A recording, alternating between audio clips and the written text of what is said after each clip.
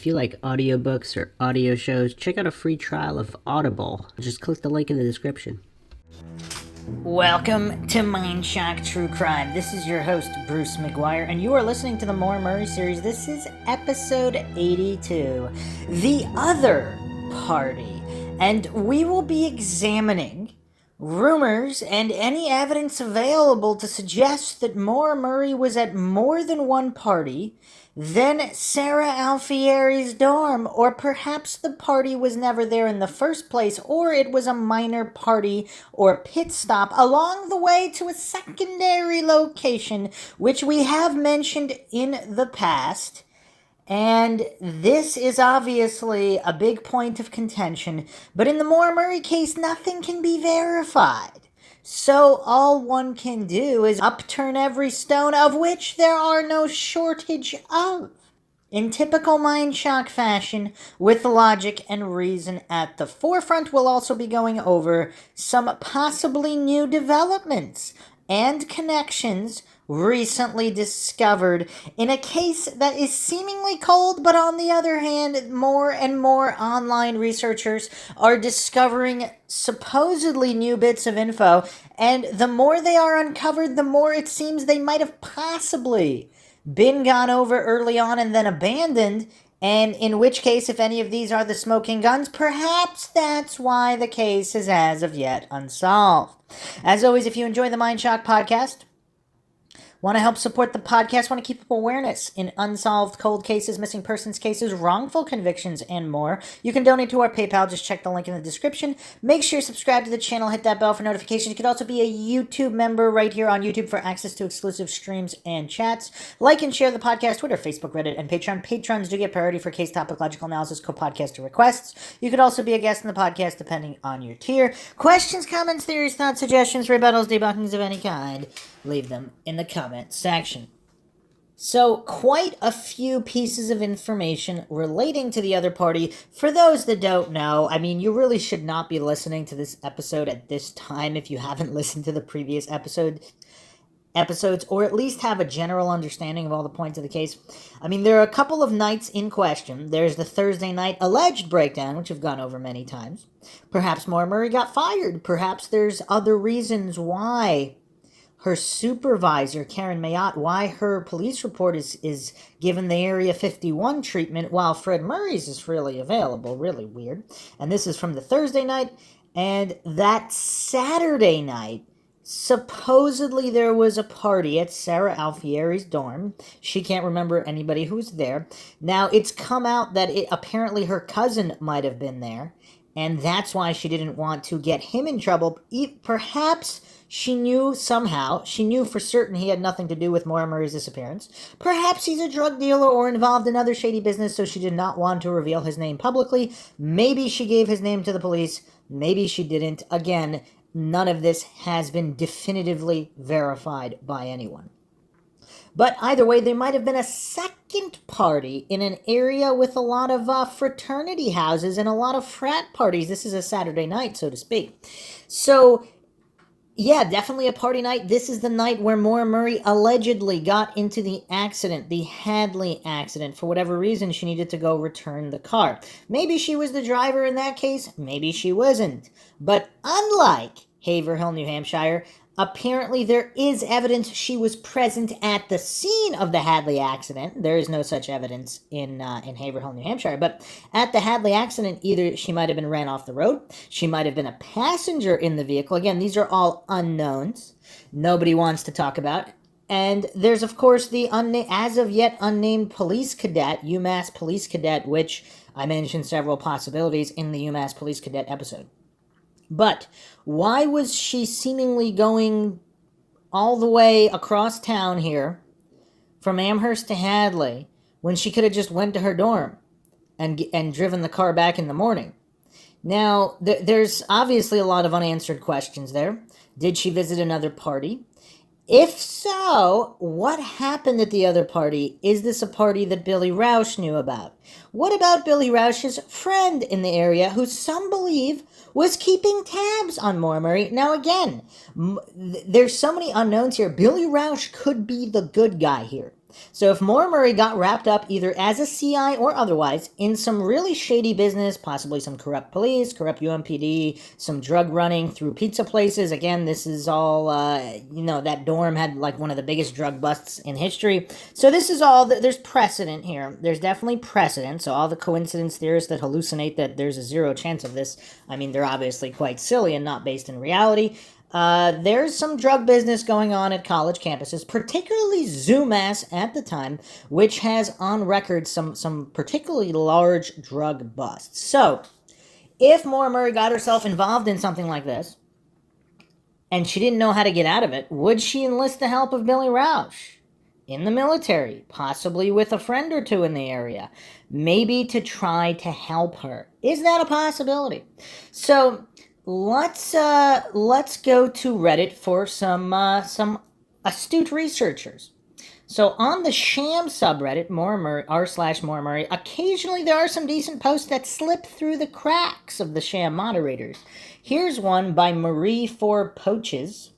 About a month ago, Maura was seen on Phillips Street. On this street precisely, 2729, there are student rooms. So this Phillips Street address, which supposedly has connections to Iranians, possibly in the same circle as Patrick Vassi's landlord, again, and Recluse Auto, which will be going over some mechanic connections, which just, as try as they might, the narrative steers and the coincidence steers to sweep under the rug all the shady business with salvage and car shops and all of these connections, they just don't really seem to die because astute researchers just keep pounding away at these possibilities despite the best efforts of the steerers, the trolls, and the obfuscators to just pretend that she made it up to New Hampshire and she got lost in the woods and died or some kind of nonsense like that. Which, of course, that's a theoretical possibility, but it's just weird how some people just insist, against all logic and reason, ignoring coincidence stacks that are stratospheric to maintain their blind faith in this narrative. That she just was suicidal and fell and stumbled in the woods and died. So, this Phillips Street address, highly suspect. A cousin of Maura Murray's might have also stayed there. And a cousin of Maura Murray's might have also been on the track team. Now, some people allege that Maura Murray might not have even known that this cousin was her cousin. Now, I don't really know what to think about that, because if it's like a second or third or fourth or fifth cousin, I mean, I don't know. If it's a gigantic family with dozens and dozens of cousins, I guess theoretically that's not the most implausible scenario. I mean, supposedly Murray is a fairly common last name. I mean, we don't really see it in this case. Like, obviously, there's a couple of Smiths, which to nobody's surprise, obviously, because Smith is one of the most common last names ever. But in Massachusetts, supposedly Murray is quite a common name. So I don't know what to make of that, but let's continue here. So some allege that Maura Murray might have specifically had a friend, other boyfriend, whomever, that lived at this Phillips Street address. And, okay, there's also the story of whether or not Maura Murray really had a roommate or not. And people go back and forth. I mean, this is really a unique case because literally nothing can be nailed down in this case. There's no other case like it. I mean, if someone told me when I did episode 1 of this Maura Murray series that this would go beyond, I didn't even know there'd be an episode 2 for sure. I mean, maybe 10, maybe 20. I mean, it's really, really insane how nothing can be verified of any aspect of this case. So a couple of responses here. If you were an undergrad at UMass, especially an athlete, it would be surprising if you didn't spend lots of time at parties on Phillips Street and the surrounding area. It is, or at least was, as of the late 90s, party central. On a typical Friday or Saturday night during the school year, there are hundreds, if not thousands, of people wandering from party to party in that area. Absolutely unremarkable that she would be there. Okay, so we do not have people denying the possibility that she might have. This sounds like somebody who went there in the late 90s, maybe not, or at least knew someone who went there. Either way, obviously, anywhere where there are frat houses, it's not unlikely that there would be lots of frat parties or other types of parties. So more responses here. She had 2 friends / track teammates who lived in that general area and roomed together. The only other reason both of their names would be on the same room number of that apartment complex is if one of them previously rented before another. So 2 of her track teammates were supposedly roommates together in that area. I don't know if this person is alleging specifically at this Phillips Street address in question or somewhere around it. But either way, other than that, I don't know who else Maura was relatively close to who may have lived in those apartments around Phillips Street. On the other side, going past Phillips Street, there was the UMass student who Concrete Guy apparently knew at one point. So this is the guy, he who cannot be named, from New Hampshire. This guy whose father owned a concrete company, supposedly there might have been pouring of a concrete foundation in February shortly after Maura Murray's disappearance. Again, if that's common up there in February, frozen ground and snow to pour concrete foundations, then nothing strange. If nobody ever pours concrete foundations there except the February of 2004, then that's a little bit more suspicious. I mean, I don't know. Call me crazy on that one. So apparently, one of Concrete Guy's friends or whomever lived there. We don't know the extent of the relationship. Coworker friend, did she know Maura? We don't know. So this is a female friend of Concrete Guy's. Both of Concrete Guy's brothers were also social media friends with the same girl. Could mean they knew each other quite well in some form. These people could have also no connection to Maura. This area were sorority and frat houses. It appears that Sara Alfieri's older brother also stayed there in that complex at one point. Unfortunately, this doesn't really tell us much or give us any answers to know if Maura was seeing someone there.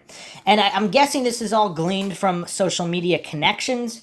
Again, some allege that Concrete Guy and Maura were actually friends on MySpace. Now, if Maura had, hundreds and hundreds, possibly 1,000 friends, and she was just the type of person that would always accept friend requests from whomever, if Concrete Guy knew somebody who was at UMass, it's possible they could be friends on MySpace, and it is innocuous. It's a theoretical possibility, and again, this has not been confirmed. Not 100% confirmed. I think people posted screenshots, but I don't know if that's 100% confirmation. So, okay. So someone posted this. What's also interesting is the last time I saw his old MySpace, referring to Concrete Guy, I'm assuming here, he had Maura as one of his top friends. Okay, that's a little weird. What does top friends mean? Is that like the most contacted or whatever? I don't know if there was a setting. I never used MySpace, so the MySpace aficionados can chime in here. Do you set your top friends, or is it just an algorithm friends most communicated with? So if Maura Murray was one of Concrete Guy's top friends, one of the top 5 most communicated with on MySpace, I mean, that would be something of a lead, I would think. Because he happens to be in the Haverhill area. And again, to reiterate, apparently Concrete Guy also has a red truck. Also, another post here. Apparently there was some kind of a shrine to Maura Murray that was on Concrete Guy's MySpace page. Some posters here. I haven't been able to find any pictures of it, but I've heard 2 people say that there was definitely some type of shrine to Maura on his page. I guess he deleted it a while back. So again, if he didn't know her at all, would he have a MySpace shrine to her, so to speak? Some further posts here. UMass student Maura Murray has an intimate affair with Iranian Hussein Baghdadi, a UMass track coach. In 2003, Maura Murray is seen visiting 2729 Phillips Street by an employee of the building's owner. 2729 Phillips Street is a popular party destination, especially for UMass athletes. The small apartment building is located less than a 5-minute walk from Maura Murray's dormitory. In 2006, the lead administrator of the Maura Murray Missing website co-signs for an apartment at 2729 Phillips Street in Amherst. Yeah, so that was Helena Murray, supposedly. So, okay, that's weird. So anyway, so as early as 2003, Maura Murray was seen at this Phillips Street address. So she had been there on at least one occasion, if this is to be believed. But according to, again, UMass students, people who have been there, it's entirely unremarkable that Maura could have been there many, many times on Friday and Saturday nights. Now, was she there the Saturday night of the Hadley accident, and does that have something to do with her disappearance? So let's continue on here to some more posts here. This is on the Maura Murray sub, r/Maura Murray sub. Also a sham subreddit, but apparently a lot more decent posts slip through the cracks here. Where did this myth about Kate being a close friend of Maura come from? Didn't Fred even say he didn't think Maura and Kate were ever that close? Is there even a photo of them ever hanging out together? Maura dated the track assistant coach. For sure there was some jealousy. I believe it is possible there was some hidden resentment among some of the trackmates. Also, Kate Markopoulos was Ellen Larkin's track sister, and Kate Markopoulos has not appeared on any podcast documentaries or even The Initial Search.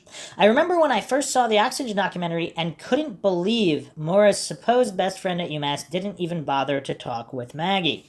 Also, where did this myth originate that Kate was protecting Maura from Bill? Her track sister, Ellen Larkin, literally had Bill on her podcast and acted like they were great buddies. How do we know Bill wasn't reaching out to Kate before all these final events transpired? How do we know Kate or someone else on the track team isn't the reason Bill possibly knew so much about where Maura was going and what Maura may have been doing in her life? I have always thought that Sarah, Kate, or someone else on the track team knew the person who had something to do with the demise of Maura. Maybe they didn't harm Maura herself, but they had a part somehow. I don't know. Something has always felt off about the track team's response to Maura's disappearance. Maybe I'm totally wrong, just a gut feeling. Some responses here. Let me repeat something from earlier because it might track back to the Sara Alfieri cousins or friends at the dorm party. Kate Markopoulos reportedly... Okay, actually it states KM here, so I don't know if they're referring to Karen Mayotte or Kate Markopoulos. KM reportedly said that the Thursday night meltdown was probably Maura Murray faking to get out of work early. Something she'd done in the past, according to KM. Assume that meltdown was faked, but as part of the death in the family lie. Maura Murray was setting up her excuse to get away for the week, so she pulls the meltdown. If that is accurate, or at least I have believed, that this would eliminate any of the dorm party guys because Maura Murray hadn't met them yet, even if she did hook up with one of them on Saturday night or Sunday morning. Or there is any evidence that Maura Murray might have met any of these fellas before February 6th that might be who Maura Murray was going to meet up with after. So then back to law enforcement cleared for 2/9, but what about the days after? And this is, of course, a false dichotomy logical fallacy as well, because even if Maura Murray was lying to get away for the week, that doesn't mean she would never... There's no magic protection spell cast if you're lying to get out of work because you want to go on a trip or whatever. That doesn't mean magically you will never meet anyone in your life who can do you harm. Because, I mean, one has nothing to do with the other. I don't know where this person's going there with this post. But following up here, I find it hard to believe how much law enforcement cleared anyone only because of the amount of resources and money it would cause them over an abandoned car and a possible DWI walkaway with zero signs of any crime anywhere. That's not to say that they may have spoke to a few friends and all that, but as far as in-depth investigation into anyone linked to Maura seems quite a stretch. Missing persons cases are law enforcement's most hated type of category because a very large percentage of them return after some time and just wanted to get away for whatever reason. Law enforcement never spoke with Linda Salomone, who had one of the last calls on Maura's phone on February 9th. If a Salomone attached to that number was a sexual predator killer, no one would have ever known. That's a good point, too. I mean, if Salomone was a serial killer, how would anybody know that? Because they don't even bother tracking the last known movements or calls. I mean, that is kind of weird. Another response here, in-depth investigation into the attendees makes no sense as a good use of time and resources if the attendees' whereabouts are easily verified as being elsewhere. I can't recall where I saw that, but that is my understanding. Law enforcement verified their alibis, so cleared. So Sara Alfieri's cousin could be Charlie Manson, but in this scenario, if he wasn't in New Hampshire and or couldn't have been in New Hampshire, it doesn't matter that he's Charlie Manson. Well, is that an assumption that was actually, their alibis were actually verified? How often do people verify second and third and fourth hand people accounts of having alibis in a missing persons case? I mean, even in a murder case, a lot of times some alibis are just taken on faith. Granted, going very deeply into this thread of investigation wouldn't have been likely in the early part of the case, and surely not in the first few days. But as the years have dragged on, it certainly would be warranted if the alibis aren't solid. I don't know if there's anything shaky about the alibis, but law enforcement seem to have accepted them and moved on, if they ever legitimately investigated in the first place. And that's assuming law enforcement actually didn't ask anything about the attendees early on. Law enforcement would have tried to find out what Maura Murray had done and who she was seeing recently and who saw her last before going missing. That led them to the dorm party that was 3 days prior. You think they didn't ask Sara Alfieri or Kate Markopoulos if they thought Maura Murray might not have split for a few days to be with the handsome, exciting new guy she supposedly hooked up with, and who those guys were. I don't. That thought would have surely occurred to law enforcement. Well, again, if they were legitimately investigating. Perhaps especially if law enforcement was operating under the assumption that Maura Murray would be back in a few days, since that's what usually happens. Maura Murray absented herself without telling anyone to go be with one of those guys. Well, how would they know if maybe Maura Murray did tell people? I mean, how would anybody know? This might actually have seemed like the most likely explanation to law enforcement. Maura Murray was smitten and took off. Step 2 in following that thread depends on what they easily enough learned. Were these guys at work, in school, etc., wherever it is they lived? Well, again, assuming they were even told of the Phillips Street party. What if they just said there was a get-together, they glossed it over in Sara Alfieri's dorm, and that was the end of that? Especially if there was some kind of crazy drug dealing going on. Other posts here. Also, it should be noted that law enforcement could ask certain people things, but there was zero crime ever documented. So law enforcement had no authority to demand anything from anyone. It's not anything such as it would be to get answers out of someone during a crime. Two totally separate things. Anyone has no demand to speak to police about anything, nor give them any info at all. It's purely none of their business. Cordial questions hold zero weight here. Any and all questions may not even be true, and law enforcement had zero authority to clear anyone in this case. It's a missing woman, not a bloody and gruesome crime, a la the O.J. Simpson's case. Clearing anyone in Maura's case isn't even a thing. That's a good point there. It's a good point.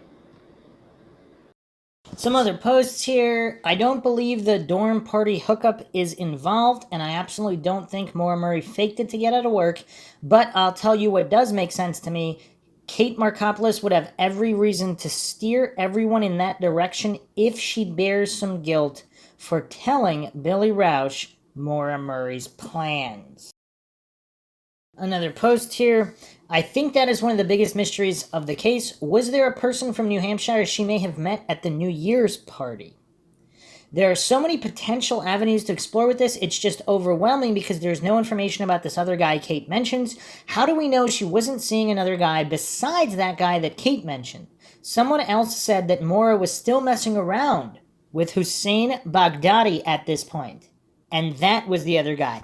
That's curious. I mean, in the previous few podcast episodes, I did talk about the other boyfriend, and supposedly she had met with Hussein Baghdadi a few months, at least as early as a few months prior. That could be 2 or 3. In which case, was their relationship truly over from the previous spring, summer? I mean, who knows? Another post here. Is it possible that it wasn't her father that Maura was anxious to go back to, but the person she was calling at Domino's? It was on her way to her father's motel. If I remember correctly, she left the dorm party at about the same time she called Domino's on the previous night, which probably coincided with the end of her friend's work shift. ETA, when KM left the voicemail asking Maura what happened with that guy, she could have been referring to her Domino's friend. Another post here. My understanding is that Maura Murray left Sara Alfieri's dorm for some period of time with Sara Alfieri's cousin or some other person, and then they returned. That's interesting. The exact timeline has never been verified. So were they at Sara Alfieri's dorm, then they went to the Phillips Street address, then they came back? Huh. Again, no verification on any of this. Couple more posts here. This one's about Fred. Fred said Billy Rausch was a good guy and that Sharon Rausch was invaluable to the investigation. Obviously, the man's judgment is off. Wow, interesting statement there. Other posts, those girls told Billy Rausch, I think he's referring to Kate Markopoulos and Sara Alfieri here. Those girls told Bill Rausch of Maura Murray's plans. Then he found her, probably before she even left college, but if not then, definitely days after at her destination. Billy Rausch nor the military could provide proof of a plane ticket. And his CO nor the base can corroborate when he was granted leave. Billy Rausch left the base well before we think he did, probably by car. Then Maura Murray met her fate. Then Billy Rausch asked for emergency leave over the phone from somewhere in the Northeast. We need to dismiss the idea that he was in Oklahoma and went into the CO's office to request leave. He made over 50 phone calls, most to Sara Alfieri and Kate Markopoulos in the days prior to Maura Murray's disappearance. Those girls told Billy Rausch Maura Murray's plans. Now the girls realize, uh-oh. Maura Murray didn't get picked up by a stranger or perish in the woods. I believe the accident is irrelevant to Maura Murray's fate. But those that believe Billy Rausch found her before she even left the college believe the whole accident scene was set up. Interesting post there. I don't know. Again, if Billy Rausch is the good guy, though, he might have been coming to save her and he couldn't reveal that. See, if Billy Rausch at the time, some believe he turned into this crazy abuser, whatever. What if this whole scenario caused him to go insane? He's also being trained in psychological operations. Is this just a bad mix? If at the time Billy Rausch was indeed the good guy and he was coming to save her and this was sensitive, there's corrupt law enforcement involved, he couldn't let the military know the truth. He couldn't let anybody know the truth. And if it really was for a good cause to save Maura Murray, would he get the cooperation of her friends? Possibly even Aaron Larkin. Is it possible we have this whole thing backwards for those that theorize that Billy Rausch and all these people are the bad guys? What if they're all the good guys? And this is some kind of far-reaching conspiracy that has silenced them and they're too afraid to blow the whistle? Or they can't for whatever other reason. Maybe there are good law enforcement helping them and there are gag orders in place, etc. So they can't... I mean, what are they supposed to do? Admit all of this? They can't. So either way, even if they're the good guys, they wouldn't be able to admit any of this. So I don't know if we should completely take that possibility off the table here. Another post here. I agree with what you're saying. It's definitely possible and may have been what happened. However, who is the other guy Maura was seeing? Kate left a voicemail that Bill found about this other new guy. We know Bill was probably raging about it, but we don't know anything about this guy. He hasn't even come forward yet. I can also tell you that Sara Alfieri, for someone who resided in Massachusetts briefly, has more social media friends in Burlington, Vermont, and Londonderry, New Hampshire, than any other Massachusetts person of research on the case. Maybe it's not Kate, but Sara, maybe both. There was also a rumor that Kate knew Concrete Guy somehow. I've tried to find something connecting these two, but have not been able to do so. Bill definitely seems like the top candidate for what happened to Maura, and you do a good job of breaking it down, how it likely could have happened. Okay. So, a lot of different theories here at play. Some people believe that this new guy is Sara Alfieri's cousin. Another post here regarding the Bill Rausch theory. The key to this whole puzzle is those three girls. I can't pinpoint it, but I have some ideas. Regarding Kate, Sara, and Aaron Larkin. The key to this whole puzzle is those three girls. I can't pinpoint it, but I have some ideas. Maura Murray probably told Kate Markopoulos and Sara Alfieri her plans, and by extension, Ellen Larkin. Billy Rausch was pestering them for a few days with over 50 phone calls. I bet they told him her plans. And again, Erin Larkin saying she may have passed the accident scene but can't be sure. It doesn't take a top-notch detective to see that this may be and probably is an issue. I mean, to me, the moniker that she chose, Gorilla Ontologist, I mean, who chooses that moniker? I mean, why is nobody talking about the name she chose? I mean, obviously there's a lot of different issues here. Is she putting herself at the accident scene in case someone else places her there? It doesn't make a shred of sense. A coworker, a runner, an acquaintance from school goes missing, any reasonable person would know instantly, holy expletive, I drove right past the accident scene, what a coincidence. It was 2 states away, you were either there or you weren't.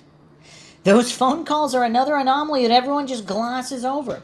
Why on God's green earth would Billy Rausch call those girls constantly and repeatedly? Especially that before that he never called them. I don't know if that can be verified. I actually brought that up. If indeed he never called them prior, then it is strange. This is an issue. I think a bad investigation was done out of ineptitude. I'm really starting to think a bad investigation was done by design. I can give many concrete examples when investigators want an investigation to go a certain way. They ask the questions, or not, that will yield the answers to fit the narrative. And this person's username is retired NYPD, so I'm assuming they were a police officer. That is their opinion.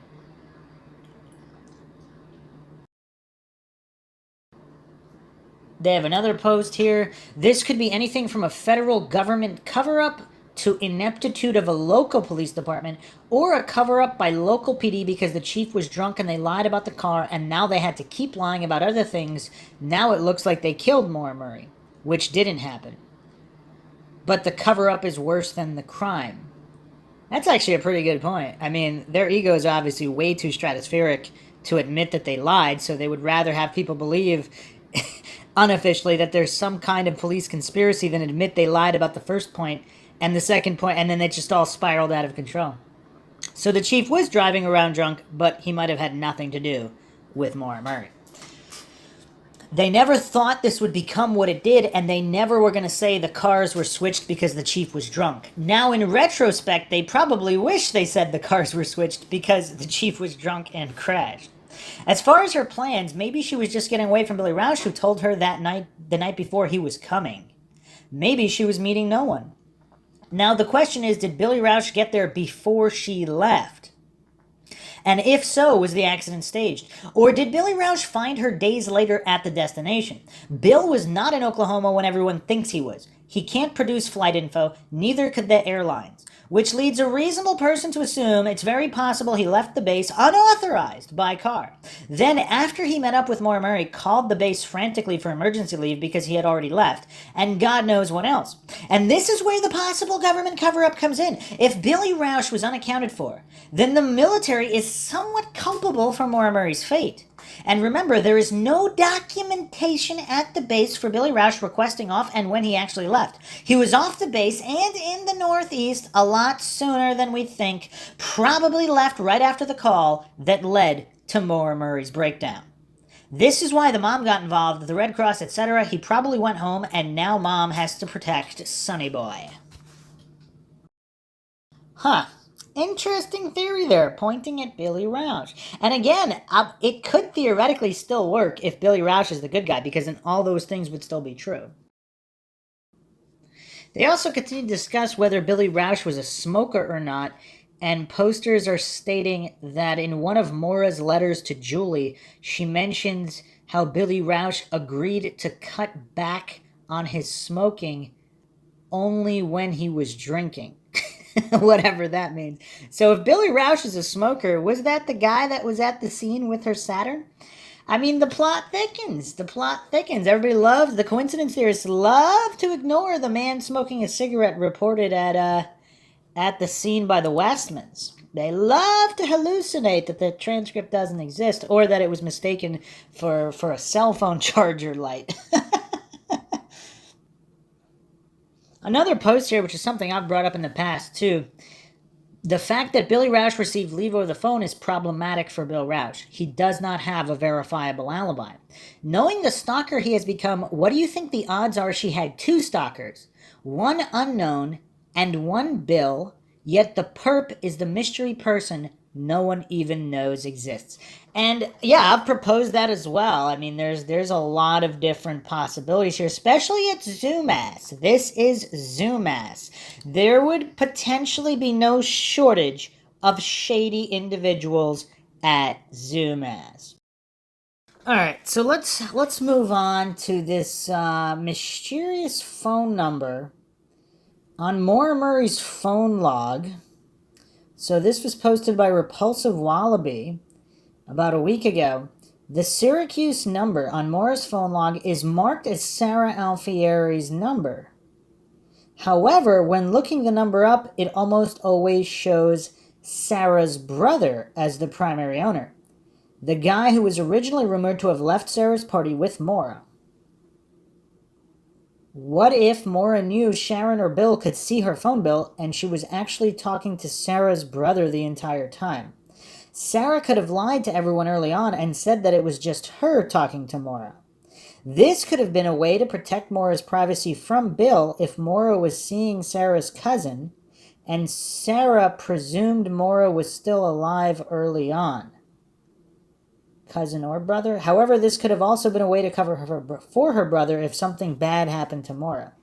And again, it seems more likely someone would cover for their brother rather than their cousin. I mean, I guess some people's cousins are really close, so maybe. But if it's just some random cousin, I mean, I don't know. It seems more likely if it was really Sara Alfieri's brother, perhaps she would have stayed silent to cover for him more likely than for a cousin. Again, I don't know any of these people.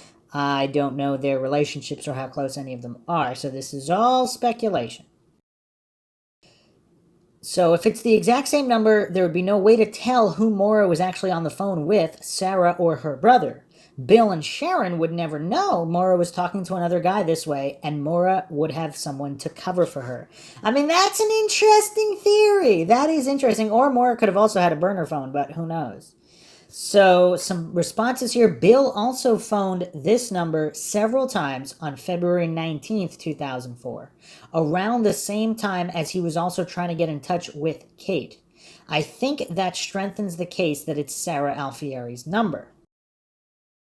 Other posts here. I've often wondered if prior to receiving a phone from Bill, if she had a prepaid phone which still had minutes on it to communicate with other people. I find it strange that there are no calls to the track coach on that phone bill and few other calls on it. Other people respond about the dorm phone and the records that we don't have for Maura Murray's dorm room. So another post here. I remember reading that there was an older comment from Sara to Helena Murray. I always found strange. It stated something along the lines of Sara telling Helena that she would not speak to her because she already told Fred the real story and didn't need to ever repeat it again. I think Renner posted something about this and screenshotted the comment by Helena Murray. Was this verified as being true? Why would Sara need to tell anything other than the real story? What is this story? Then I remember it was stated Sara didn't want to get Maura into trouble. I don't remember where that came from. Nothing seems normal about this. Of course, there's also AOL Instant Messenger, which we've gone over before, and all the possible communication there. But continuing on here with some other posts, I absolutely believe that Maura knew that Billy Rausch or Sharon Rausch were monitoring who she was talking to. She was a smart girl. Granted, she only had that phone for 47 days, or whatever it was. The more we learn of Billy Rausch's personality, I'm sure he had an ulterior motive when they got her that phone. I do wonder about her phone prior to that, and if maybe she had a second phone that was active until the end of January.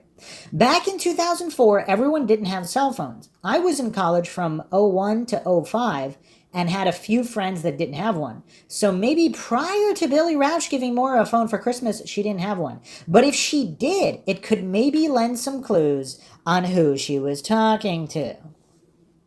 Also, again, I think we really need to put a lot of focus on AOL Instant Messenger because back then so many people communicated with that, especially talking to people they weren't necessarily super close with, but possibly wanted to meet up with. Another interesting post here. She did not have a previous cell phone.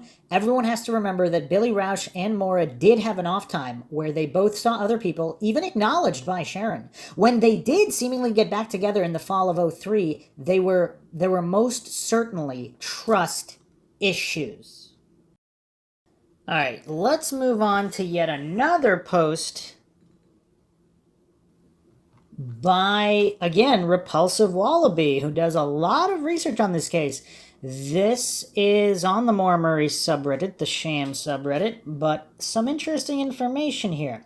Did Maura know this girl, a UMass student / sorority sister, 2000 to 2004, who was friends with Concrete Guy and possibly knew Sara Alfieri?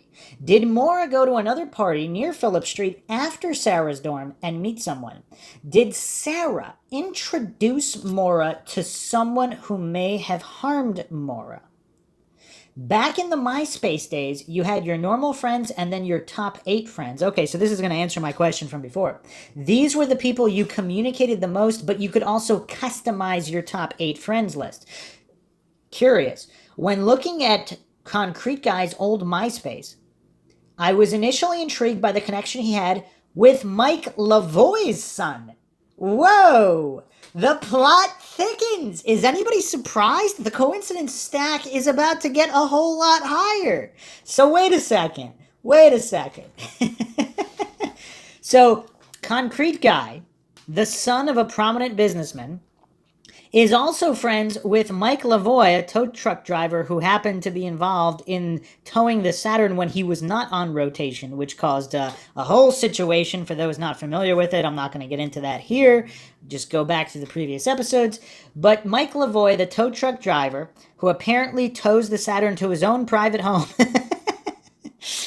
Okay, so Concrete Guy is friends with Lavoie's son. Okay. However, I noticed Concrete Guy and his 2 brothers all had one mutual top 8 female friend in common. She is the same age as Maura, went to UMass 2000 to 2004, same years as Maura, had a residence in New Hampshire at the time, and had also lived in New York. She was a sorority sister in the apartments across the street from Phillips Street. It says fraternities and sororities stayed there. Here is where it gets interesting. It seems that one of the previous owners of this girl's apartment number across from Phillips Street was Sara Alfieri's brother. And actually, does she have 2 brothers? Some people stated she had 2 brothers. Either way, however, this person, Sara Alfieri's brother, is listed as the previous owner on multiple apartment numbers this girl stayed in. I'm wondering if they knew each other quite well. I have also wondered if Sarah's cousin wasn't the only family member at her party because her brother lived so close by.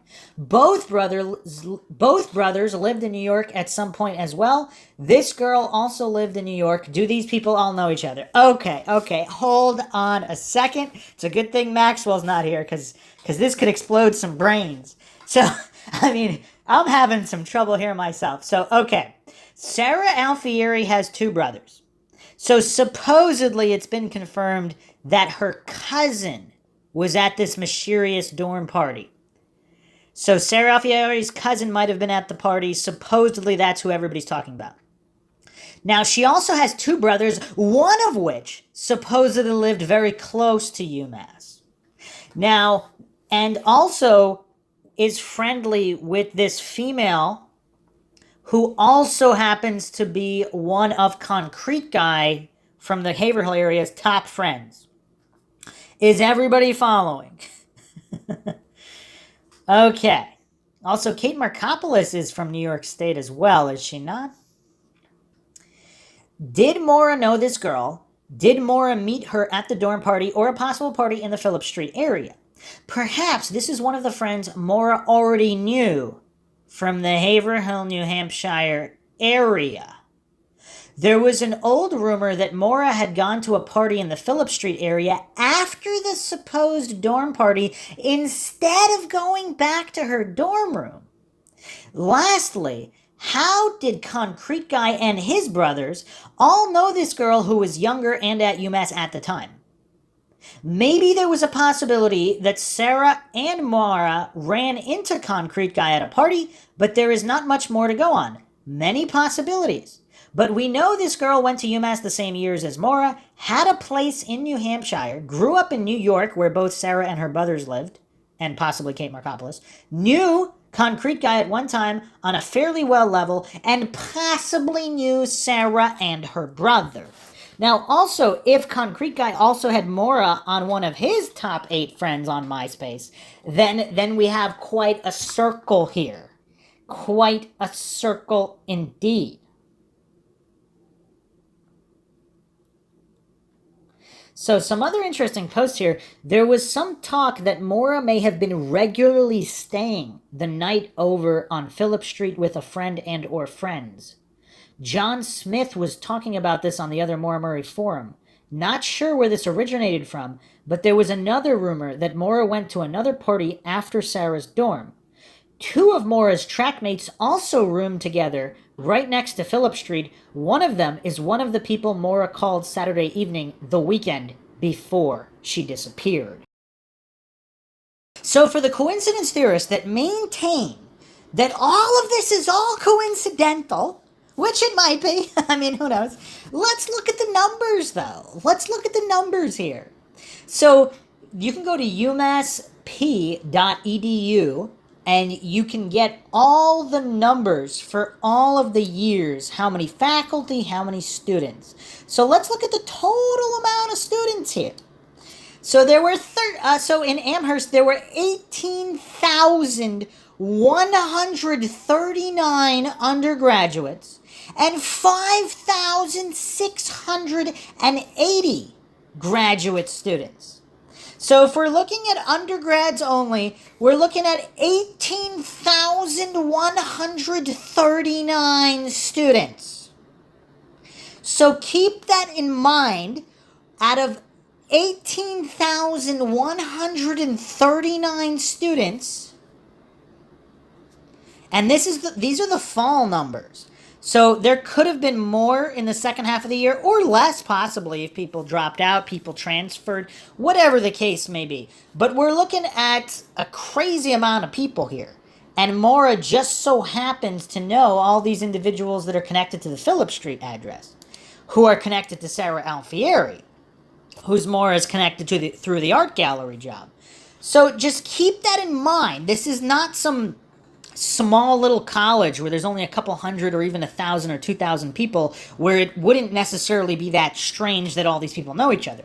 But we're talking upwards of 18,000 students. And these are the connections we're examining. So if Maura was staying the night over there, and she wasn't even in her own dorm room frequently, which again, for those that don't remember, we actually went over this on previous episodes. Other people on Maura's floor at her dorm, they didn't even know who she was. Now, does that indicate she was not there often at all?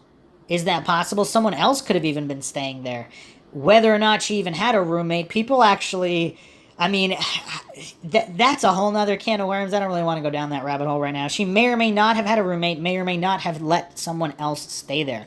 So, was she staying in the Phillips Street area because she was afraid? Was she involved in something in her dorm room? See, if there's some corruption involving UMPD, they would obviously have her dorm number. So did she feel safer staying elsewhere? And when that other address became compromised, is that why she wanted to go to Fred's desperately that night, in the middle of the night, during the witching hour? I mean, it's all quite weird. It's all very, very weird.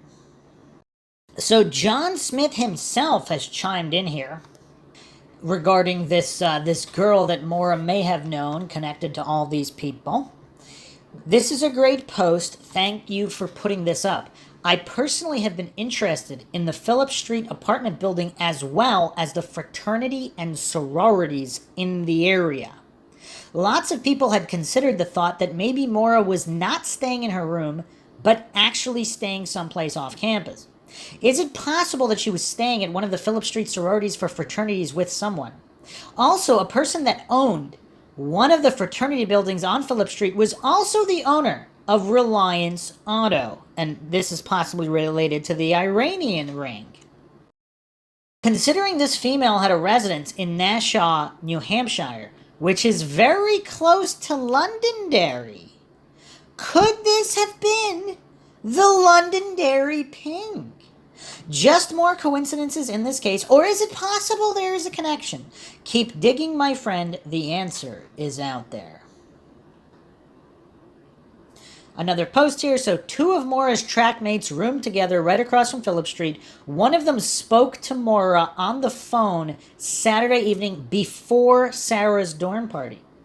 So were they informing her that there was another party at Phillips, so that way those plans to go to that party were put in motion before Maura went to Sarah's dorm? Another post here.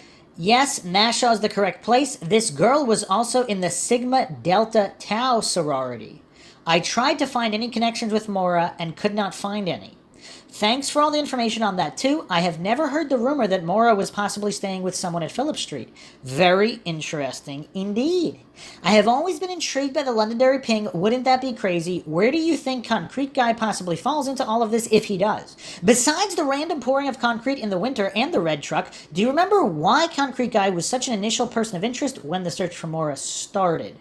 I find it interesting that him and all 3 of his brothers, he has 3 brothers, were friends with this girl, and they must have known each other pretty well. It would also be curious, were any of Concrete Guy's brothers also possibly part of the Loon Mountain 3? Or knew them? Concrete Guy was an initial person of interest in the case because he was allegedly drunk at a party, and he stated to a bunch of people that he had killed Maura. Wow. You know what? I think my memory's going the way of Maxwell's, because I don't know if I remember that. Did we go over that on the first episodes? I mean, these are dozens and dozens of episodes years ago now, but it sounds kind of familiar. But, I mean, then again, was that Rick Forcier who bragged that he had killed Maura to his ex-wife in a drunken stupor, and those got kind of mixed up? I don't know, but this individual here is stating that, unless this guy's mistaken, and he's conflating Concrete Guy and Forcier. Most of the people that heard it thought he was just maybe not. Most of the people that heard it thought he was kidding, but some thought it was particularly creepy and unwarranted, akin to Rick Forcier stating, Maura's locked in my house, she's a great cook. Okay, so this individual clearly knows about Rick Forcier, and he specifically cited that. So maybe this individual is correct, and this is an incident where Concrete Guy was drunk at a party and said this. Also, Concrete Guy was a person of interest because he was one of the few in the area who drove a red truck, and he would often arrive home from work at the same time as Maura's crash, or the Saturn's crash, rather. Obviously, we have no evidence Maura was there. There are several rumors about Concrete Guy that may or may not be true, and let's face it, almost everything that we hear in every podcast or documentary or read in any blog or on Reddit is largely based on hearsay, so it is impossible to differentiate what is true and what isn't. Supposedly, very few people that live in that area think that Concrete Guy was involved. Well, also, I remember something about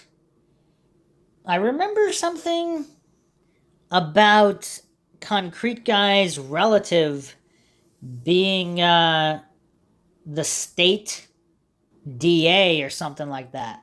So that way nothing would ever be aimed in his direction. Another post here. Someone from there, a local, thinks Maura was going to meet a guy on Lime Kiln Road. Maura knew a girl on that street of Pike, New Hampshire. Is this the same girl we're talking about? Is this a different girl? Which would mean, how many people did Maura actually know in New Hampshire? How many direct links to Haverhill are there? Because supposedly, the Murray family also had relatives specifically in Haverhill, which some find strange because the family never mentions that, and they just keep saying they don't know why she was in Haverhill and that she was heading elsewhere. So if there's multiple connections here directly to Haverhill, I mean, that's kind of weird. And with all of this new information coming out with these direct connections to Haverhill, now whether they're second degree, third degree, whatever, if they're all legitimate and Maura knew these people directly connected to Haverhill, does that lead more credence to the possibility that some of the earlier theories that Maura died at a party drug overdose or whatever in the Haverhill area, because there were rumors early on. Now, to be fair, in almost every case, there seems to be a rumor that there was some kind of OD at a party. So by itself, it doesn't really mean that much. But if there were locals partying, and again, the rumor mill, somebody could have said something, and somebody could have heard a broken telephone account of it. Maybe it wasn't even Maura Murray, but if it was Maura Murray and someone did see her at a party in that area, and she did OD or just whatever, alcohol poisoning happens too. It doesn't have to be. It doesn't have to be, some other type of drug. She could have just drank too heavily. Some would say really upset about certain things, whatever. Drank so heavy that she possibly died, or maybe just being that drunk, maybe she fell down the stairs, whatever. Severely drunk people have accidents. Obviously, it's much more likely to have an accident when you're completely drunk and you don't have full control of your motor skills, whether in a vehicle or not. So who knows what was going on at that party? But if there was some kind of an accident, does the fact that Maura might have been connected to all these people directly in Haverhill, does that increase the chances of those early rumors that Maura died at a party that night in the Haverhill area? Does that increase those chances? Now we're going to get really far into Mindshock land. So apparently, okay, let me continue going over this post here. Someone from there, a local, thinks Maura was going to meet a guy on Lime Kiln Road. Maura knew a girl on that street of Pike, New Hampshire. The guy had a father who was doing things not legal at all. All those friends... Wow. Hold on a second here. With Concrete Guy, and apparently people connected with Claude Moulton. So and these are, I went over early rumors in the previous episode about the wood chipper rumor. Someone reiterated here, there was a user from Topics in 2008 who posted that Claude Moulton killed Maura and one of his friends, Red, possibly a biker of some kind, throwing her body in a wood chipper. The rumor was that a few of those local guys were involved. I have an older post about that specific post. Kind of creeped me out, but the original post itself was very difficult to understand. Another post here from a very astute researcher. While people are connecting dots between UMass, Maura, and the area where the Saturn was found, let's see who can dig anything on this one. No one mentions a Haverhill officer who came on duty that same evening and helped search the Saturn the very next morning. No one has tracked what vehicle he was in when he came on duty either. He also had a sister who was at UMass on February 9th, 2004. Wait, what? Was she the female in the Saturn, or for whatever reason he swooped in to get her out of there and Atwood put two and two together? Of course, her own brother, as an on-duty local cop, wouldn't want his sister to be found in Fred Murray's car in New Hampshire with no signs of Maura anywhere, even if she had no tangible connection to Maura's disappearance. Hold on a second. This might be one mind shock too many. I might now have to just cease this entire podcast series on Maura Murray because I don't know if this case can handle another coincidence. This poster here is alleging that a Haverhill police officer has a sister at UMass. Okay, I mean, UMass does have a lot of students. There's quite a lot of students there. Huh. I don't know what to make of that one. Alright, let's continue this. This is weird. Monahan was New Hampshire State Police on scene February 9, 2004. Everybody always loves to forget how New Hampshire State Police denied the very fact that he was even on the scene for, I think it was around a year or so. Fred Murray was really upset about that. Nobody talks about that now. But anyway, then Sergeant Cecil interacted with neighbors upon the Saturn scene and wrote the accident report. Cecil references a partner advised in the logs, but no further verification of who.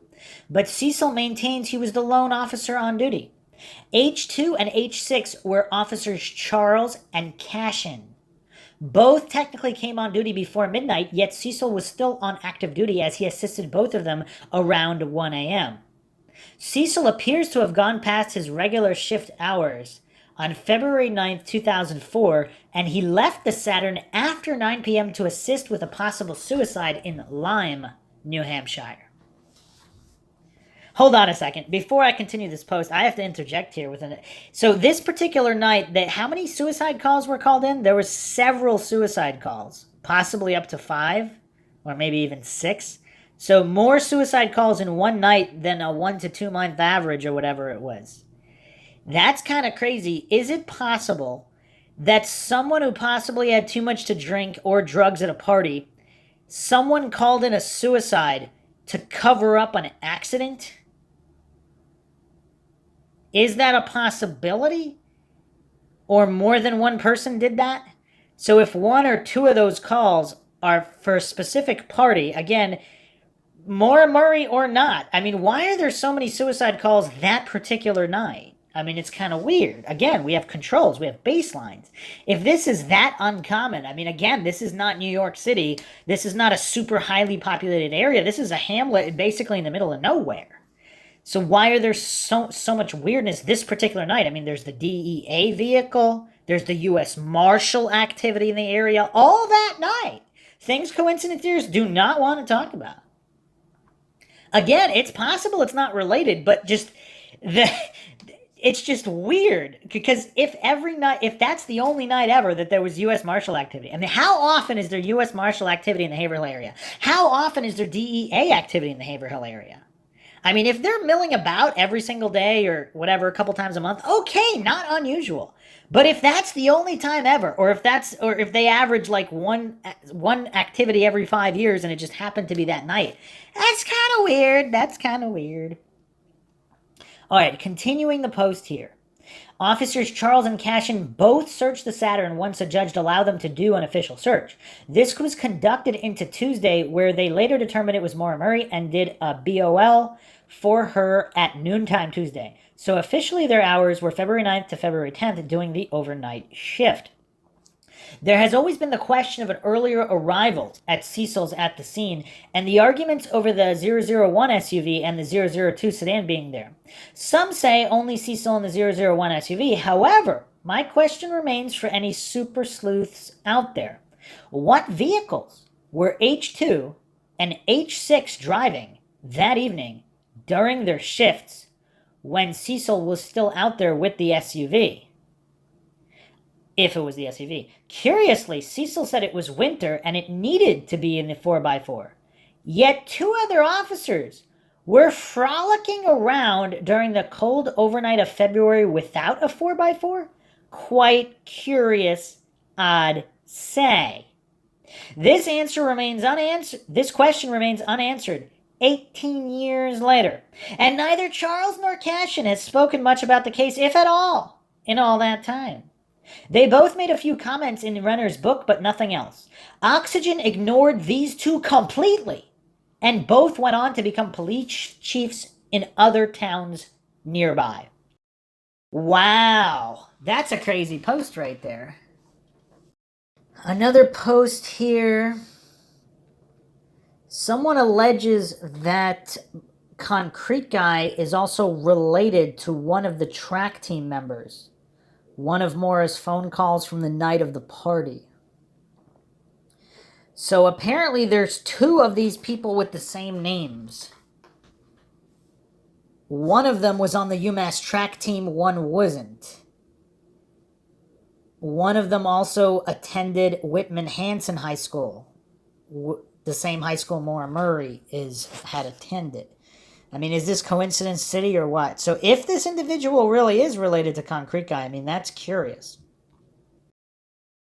So here's a post. I think I read this in that original POI podcast where I went over Concrete Guy for the first time, I think.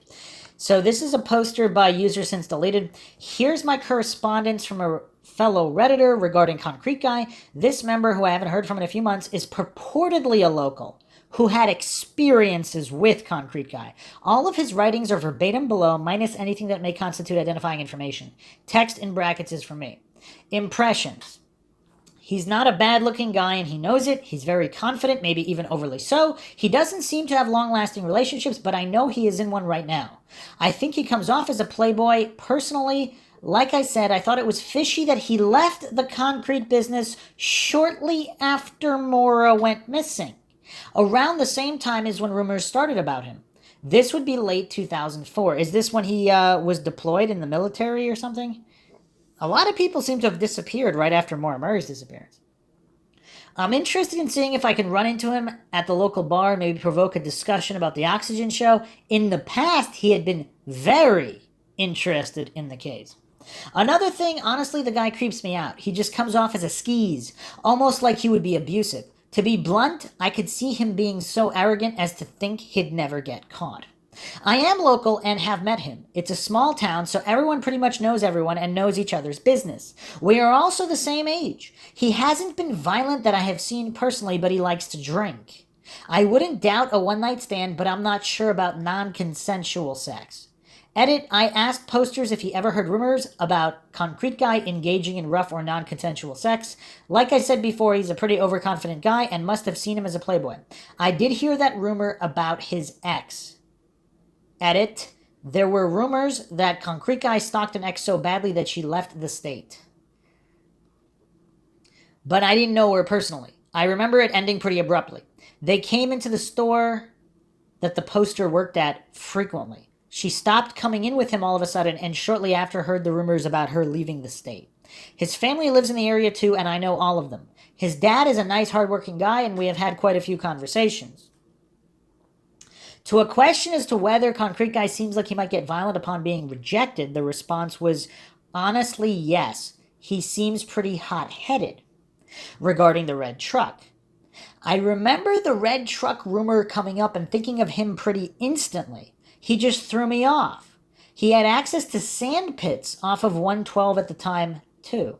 I don't remember his personal vehicle. I just remember him always driving the red company truck around town. Saw it at the bar, too. And you know what else is curious? People forget. Law enforcement apparently was stopping red trucks all night that night. Now, this is something that's not reported. We went over it in the red truck episode. I might have to do a follow-up on the red truck. We might have to do a whole nother episode on the red truck. Because apparently, over a DUI walkaway, law enforcement felt the need to stop red trucks in the area all night. I mean, this sure was swept under the rug. I mean, that's kind of weird. All right, continuing the post here. Regarding internet trolling and interest in the case. Keep in mind, this was posted over 4 years ago. Honestly, if Maura was harmed, I believe he was part of it. I know I'm not the only one around here. I also think he's behind some of the internet trolling. Like I said, he's an overconfident guy. Everyone knows that he's extremely interested in the case. To my knowledge, he has gone to several of the anniversary meetings. I wouldn't be surprised if he was the person sending emails to the Oxygen people. Wow. That's kind of crazy. A few more posts here.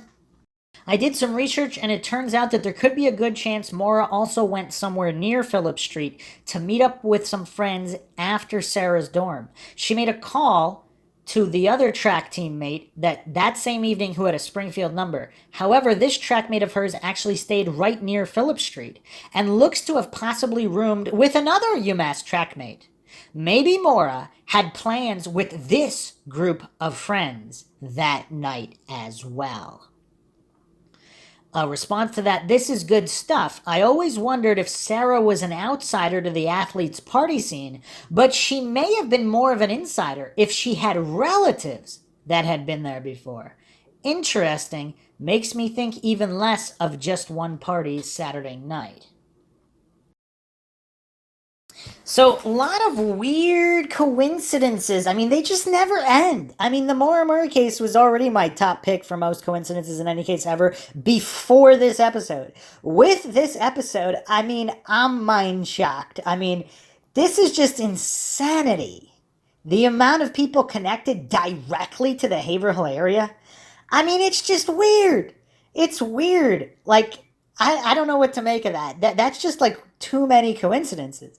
Now, if a law enforcement officer if one of the Haverhill officers, his relative goes to UMass as well, so he has a direct connection to UMass, that's rough. That's rough. And then all these other people connected to the Phillips Street address, which may be connected to the Haverhill area as well. Sara Alfieri, direct connection to these people, as well as the UMass trackmates. Okay, wow.